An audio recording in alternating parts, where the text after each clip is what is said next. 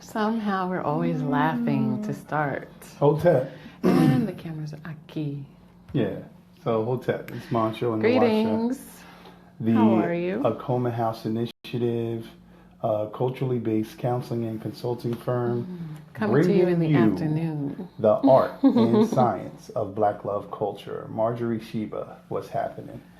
So today we're coming off of a normal schedule because we're looking to make up some stuff that we missed, and we also just want to test out time zone demographics.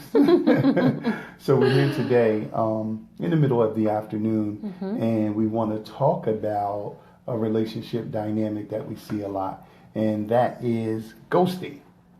I actually just learned about ghosting. Did you know about ghosting?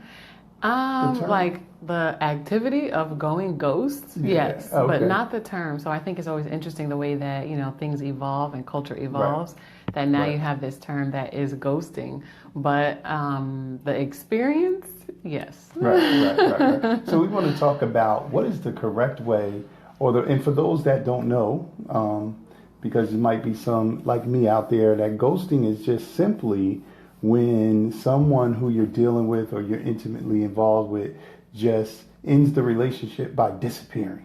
So they get ghosts, they get Swayze, as we used to say when I was coming up. They get out. Peace, Khadija, Benu Rising, Bernard Borges. Peace. Peace to the family.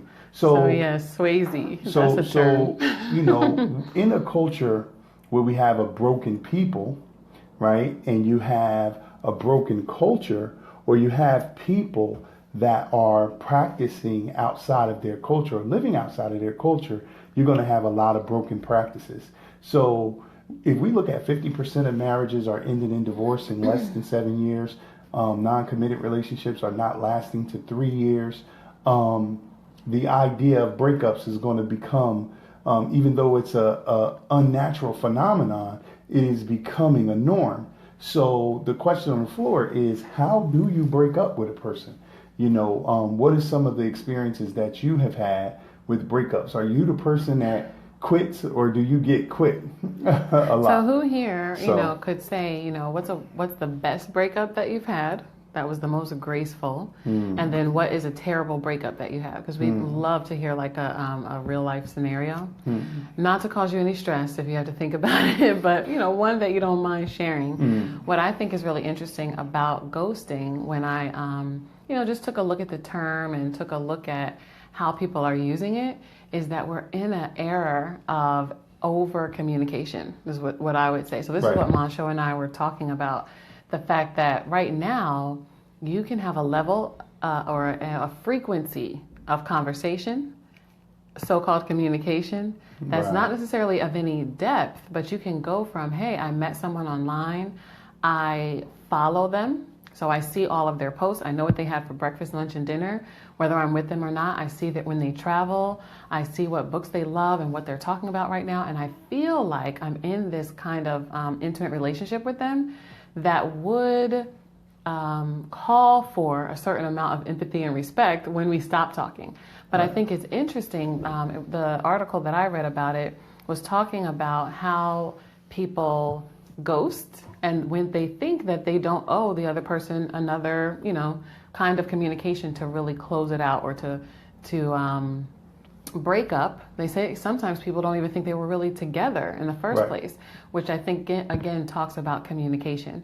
So you're not certain, you haven't really set the day and time that says this is official, we are exclusive as a couple, but all of a sudden you want to go check on somebody and you realize that I'm blocked. You find out that you're not. They unfriended me, or they blocked me, or whatever it is. But I just think that it stands out in this time of being like called going ghost, because of the level of communication that we have. So because you can easily contact someone on their cell phone, as opposed to maybe leaving home messages and having that like expectation that every time I reach out through text, through social media, and through cell phone, I expect for this person to answer me.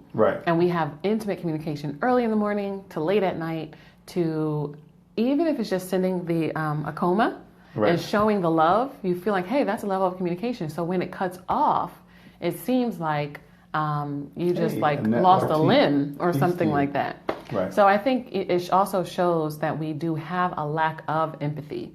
If you are the person who has done that, the idea that you can not understand where the other person is coming from shows, I think, how disconnected we are in that like heart space. So soul space and soul consciousness. You're just like, I am going to block you, but I'm not going to say anything. I'm not going to tell you why our conversation is ending, but I'm over it. I'm done. And I'm really probably already on to another kind of communication with a, Well, I know in my career, person. I've definitely seen oftentimes men ghost. And I know it happens a lot now with women as well, but I would often find women saying that they are looking for closure, even when a relationship ends in a certain way that they didn't agree with. They just want to have like a conversation to close out what happened. And then a lot of times men are of the mindset, a lot of times arrogantly, they of the mindset like, yo, I closed, so that's the closure. But I think now it's not just one gender; it's happening both. And I think what's happening is, a community doesn't exist for us to say what is correct and what is incorrect. Some accountability. So the group accountability of how things should be done is not there. So everybody's kind of flowing on their own, and they're like, I'm doing my. Nah, that challenge shit is over. I'm the king. You know what I mean? Like they are on their own thing. And so they believe that they can function within community by themselves, which is a lie, but we believe that. Pamela Bush Allen, what's up, Queen? We love you too. So, I think in my experience, I probably, long before the term was popular, I probably definitely got ghosts. I didn't necessarily leave and you couldn't find me or whatever, but I think a few times like something you would do. I made myself unavailable because I didn't leave committed relationships. I was the open relationship master for so many years where I would have multiple people that I was dealing with, and when one wasn't fitting into my little control dynamic or whatever it was I was doing, then they got noticed that they was no longer in the rotation, and so they noticed. Yeah, that means you ain't ghost. So when they would come to me, peace, Musai, Carter Patterson. So when they would come to me and ask like, yo, what's up? You know what I mean? Like, I know you said we was, you were seeing other people, but now you kind of acting different or whatever. And then I would, I've always been beguiling. So I would always say like, yo, I emotionally, psychologically, I moved on. But I was in a lot of different pieces, so I needed a lot of different women to kind of, but I don't think I've ever been, probably, maybe when I was 14, my first love, we were together, and then she broke up with me right before a party.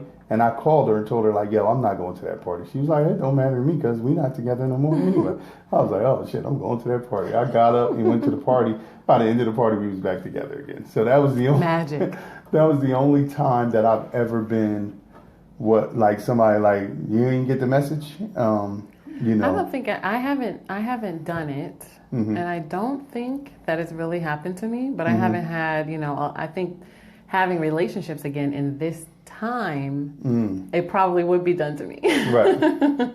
So like you probably would have did it. I don't know if I would have did it because I also feel unrightly or unjustly. I sometimes feel an obligation to in something or not in something. And I don't know if that's because it's definitely my personality, maybe on top of being a woman. Right. But, the article also talked about ghosting in friendships even. Right. Where sometimes people, and this was a small survey, maybe like 1,000 people, but sometimes people felt like it was okay to do in a low-level intimate relationship, but not okay to do in a friendship where you have more alleged respect and you owe an explanation for not keeping in touch. Right. But I do think now that I've done.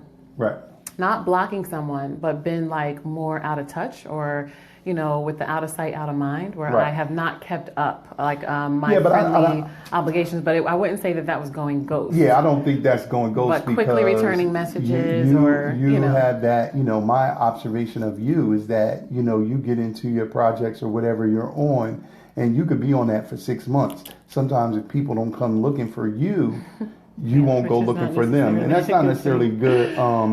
Trait, but I have that trait too. I think that's one of the few traits that Nwasha and I have in common, that we can both be ghosts within our own lives, even with each other sometimes. Mm-hmm. I mean, we've always been together since we first got together, so there wasn't really a time, except for when you were living in Miami and I was in New Jersey, where we were doing long distance lovers, distant lovers, where I think that's the only time that we weren't seeing each other like 4 or 5 times a week minimum. But I think now it's just space. Right. Like it's not I don't know where my husband is, for 3 to 5 days. Right. But I know people like that. So do I. And us working with people, like we've also heard people tell us that they don't know those things. Yeah. So it's all the way from a lower level relationship, like you met someone online and you're just talking a lot, to your marriage. You can have that. But I do think it's interesting that we don't know I don't think we know how to connect, although it's very easy to do right now. Right. We don't really know accountability and protocol and, a respectful way to acknowledge the connection. Right. I think we take it for granted in this, definitely last decade. Because sometimes you meet someone, you're just like, oh, are you on Facebook? Let's be friends. And you kind of jump a lot of things. So then we're like, you know what? I don't like this person's posts.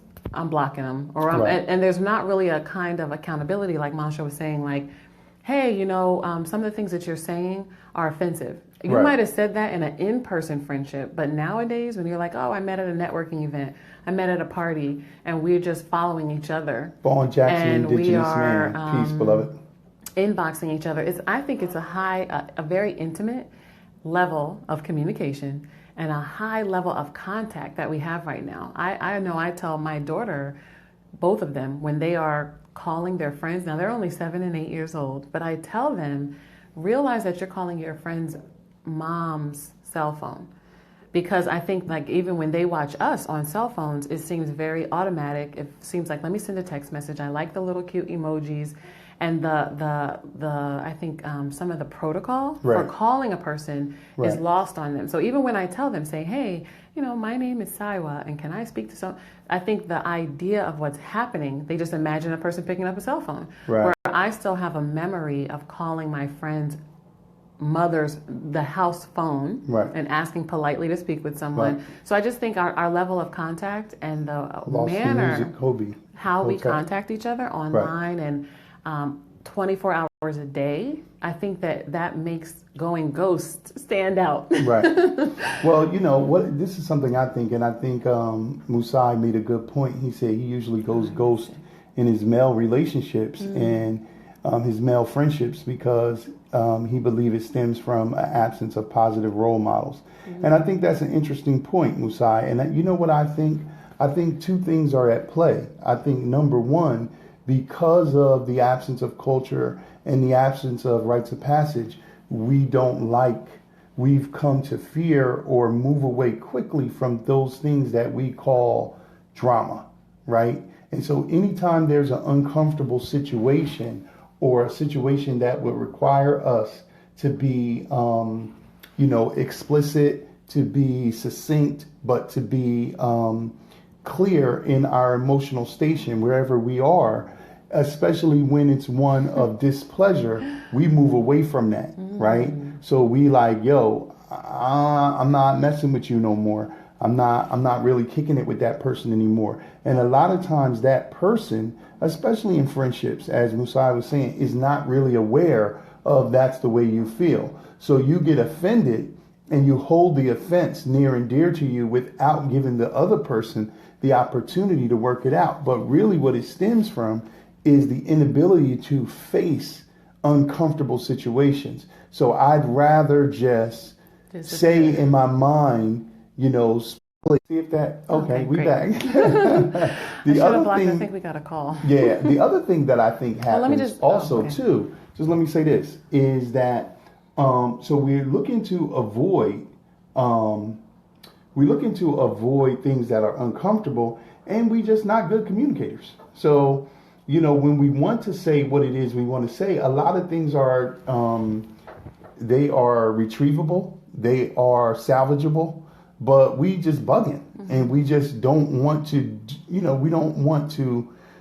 don't develop, in terms of our emotional expression. So we can't express it, because when time in distance passes and the two people meet again and they finally do talk about it without the emotional intensity, they both come to the conclusion in one conversation. And I think a lot of times you could have did that. You didn't have to bounce and fall off the map. Even if the relationship changed, if you said, listen, I still love you and we got our past, but I'm making a decision that we probably are not going to be, kicking it as regularly, because I'm moving in a different direction. And right now, I don't want to be, disingenuous to you, but I want to focus on what I'm doing and you not moving in that direction. So out of respect, I'm making a decision to just go this way. You see what I'm saying? And we not doing that. And that can be done even in a text message or, an email. Not that those are great things either, but it can kind of, like you said, be done once and for all. But I think it's just a matter of if we have relationships as a priority. Right. So many times there's a lot of other things that you can get caught up in that you'll look up and say, hey, it's been 3 months and now I feel even more uncomfortable about reintroducing why I've been ghost for 3 months. I feel like it'd be more awkward to say something now. So back to that communication thing. This point about when the ghost comes back, Deborah, I saw this article, right? It listed multiple terms. So it talked about when the ghost comes back, it's a zombie. I remember that one. Yeah, I remember you told me that. So the person is not just a ghost, but they died, as far as you know, and then were resurrected as a zombie. And often it is like, hey, stranger. Or what you doing? Or like it's very awkward. It's awkward again, and it's no explanation for where they were, and it's could be offensive or insulting that you had to deal with this process on your own. Like you're saying, you got to get closure on your own, in air quotes, and then all of a sudden here's this person popping back. But I think because of the way we process relationships, so Montsho and I, the Akoma House Initiative, as a spiritual happening, it's really another way for us to take, to better understand another person, to practice our empathy, and to set boundaries. So when someone does go ghost and they resurrect as the zombie, that's the perfect time to say, hey, I haven't talked to you in 2 years. That was really offensive and I had to figure out why you disappeared. So now you approaching me like this, that little bit of assertion, it's a good opportunity. That's what I'll call it. So it's an opportunity for your own personal growth, because people, I think, are pushing the boundaries of what, again, is a healthy amount of communication, what is a genuine amount of communication, like us giving loves and likes and, so much emotion in friendships and superficial relationships, but then not giving it the respect to close them out properly. Right. So I think that basically is the synopsis of what I see. Missy King, what's up? Much love to you, my old time friend. I see that as what it is, and I think that there's a way to deal with it. When I look at these statistics, one of the things that I always talk about when I do public speaking is that one of the things that I dislike is that when I hear statistics of Black people, and it's like 80% out of Black people are I heard the most heartbreaking statistic the other day that said Black women are the highest demographic affected by homicide. Mm-hmm. So, that is, what is that saying about Black men? But when you hear those kind of statistics, what you got to understand is when you hear Black people are 9 times out of 10 to be affected by heart failure or whatever kind of statistic it is, the thing that is not being said is that it's Black people outside of their cultural context. See, Black people in their cultural context, Black women are the most loved and revered, but outside of their cultural context, they are the most murdered. So when you are able to contextualize some of that stuff you're hearing, like the heart disease and cancer, and black people are 9 times out of 10 to do this. That doesn't happen in Africa, where a lot of those countries are supposed to be so-called third world countries and stuff like that. They don't have obesity and diabetes epidemics and things like that, because even in their poverty, they're still living in their cultural models. Over here, we're like a science project that is a creature that is outside and turned upside down and inside out. So that plays out in our relationships, because when a relationship needs to terminate, it's just like the third thing. There should be a protocol. There should always be other people involved. Just like in the courting process, you should never end a relationship that the community has been involved in between two people. Other people should be involved in the cessation of that relationship. And I actually saw a closing ceremony, a cultural ceremony, where you just go and get a kind of like a 2-pronged twig outside, and then you just break it, kind of like a wishbone, if you've ever done that. And I think that was such a great, gentle, simple activity of going out, getting it, breaking it, and saying, hey, this part, this juncture is done. But we kind of we just did a closing, whether it's silent, whether it's the final step after the conversation or whatever that is, but this kind of like real breaking and fracturing and seeing that they're two separate pieces, and we can go our separate ways. But I do think this is something why, this is so important to bring back a cultural standard to how you're going to date, how you're going to have relationships, how you're going to interact, how you're going to marry, how you're going to work with your children, and even our friendships, like really saying what is the foundation, for how we should be. How do we begin? How do we interact? How do we end with grace and kindness? So we're not creating zombies and ghosts out in the world. So we want to hear what you say, but our offering is this, the Black Love School. Yes. And what we're offering as one of the solutions to the concept of ghosting and just how we terminate relationships in general, and hopefully how we salvage relationships that are going wrong, is the Black Love School. And the Black Love School is simply an online subscription of a community, because we can't have healthy relationships in a vacuum, just me and you against the world. You need to have a community. Akin's Wonder Guitar Boy, what's up? So you need to have a community, and we're offering that. A group of couples, singles, men and women, Akoma Kings and Akoma Queens, coming together weekly to get new lessons and then get feedback, get support, audio, visual, and literary support, and then to also have live interaction, so we exchange ideas and become better as a group. And so that's what essentially the Black Love School is. And you can check it out at bit.ly/Black Love School, and it's capital B, capital L, capital S. So we're going to put it in the description because we didn't put it in the description box. But check it out. We're officially launching May 16th with our first class about love. So really, what is holistic love, culturally based understanding of love, and the idea of this heart space that so many religions talk about, so many cultures talk about, but our culture, indigenous Black culture, was the first to talk about living from that space where you have empathy and you have a spiritual understanding of every single relationship. So there are things that you don't do because you don't want that to come back to you. Reciprocity. So, if you want to check it out, and please check it out or forward it to someone that whoever last talked to you about a problem in love, forward them the bit.ly/Black Love School link. So we're going to put it there, but forward it, because the answer to most of our challenges is really that we never learned and practiced a certain belief, a certain technology, or like we say, the art and science of Black love. So that's really the issue, because even in separating, you can do it with grace, you can do it with honor, and we can be intact. So we want to close out saying that the official launch of the Black Love School is May 16th, but the school is open now. We have a couple students already enrolled, and if you go now, there's already Akoma Heart to Heart, the art and science of Black love communication.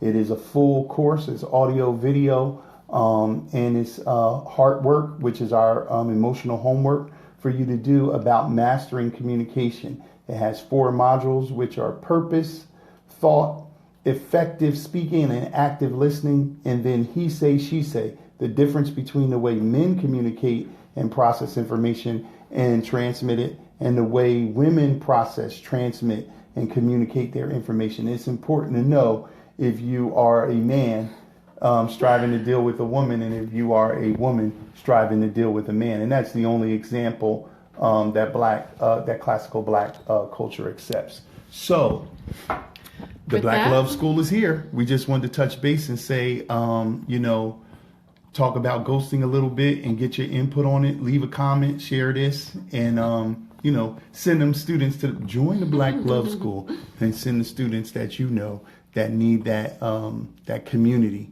to get that art and science of Black love culture. So that's it. Nia Akoma. As always, we greet you in peace and we say Nia Akoma Hotep.